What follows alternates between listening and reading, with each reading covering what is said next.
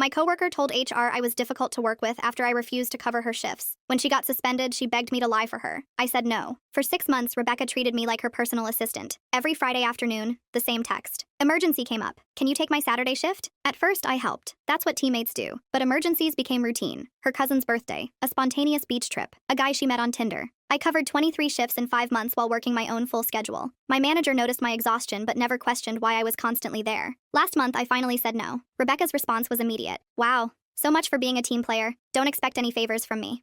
2 days later, HR called me in. Rebecca filed a complaint claiming I created a hostile work environment, refused to collaborate, and made her feel unsafe with aggressive behavior. My stomach dropped. I'd never raised my voice at her once. The HR rep, Jennifer, looked uncomfortable. She's provided written statements from 3 incidents where you allegedly threatened her job security and made hate comments about her personal life. None of it was true. I asked to see the statements. Rebecca claimed I told her she'd get fired for taking time off, that I mocked her for dating multiple people, that I sabotaged her work by hiding supplies. All complete fabrication. I pulled out my phone. I have every text message she sent me for 6 months, including 47 requests to cover her shifts with detailed explanations about her plans. Jennifer's expression shifted as I scrolled through months of evidence. Beach trip screenshots, concert tickets, weekend getaway photos Rebecca had sent me, bragging about her time off while I worked her shifts. She also Venmo'd me $20 once with the note, "Thanks for being my shift." I showed the transaction. Jennifer went pale. The investigation took 3 days. They pulled security footage, interviewed other staff, checked our actual work records. Turns out I'd worked 340 hours of overtime in 5 months. Rebecca had the worst attendance record in the department, but somehow maintained perfect performance reviews because I'd been covering her absences. Rebecca got suspended without pay for 2 weeks pending further review. She showed up at my apartment that same evening, mascara running. "Please, I need you to tell them you misunderstood. Say we had an agreement. I'll lose my job. You filed a false complaint that could have destroyed my career." I panicked. I thought you'd get in trouble for saying no, and then they'd stop asking questions about my attendance. So you tried to ruin my reputation first? She grabbed my arm. "I'll do anything. Work all your shifts. Buy you dinner for a month. Just please fix this." I pulled away. "You had 6 months to treat me with basic respect. You chose to use me instead. And when that stopped working, you tried to destroy me. I'm not lying to HR for you." She started crying harder. "My boyfriend said I should apologize months ago, but I thought we were friends. I thought you didn't mind helping. Friends don't keep score of 23 favors. Employers do." The next week, Rebecca was terminated. Not just for the false complaint,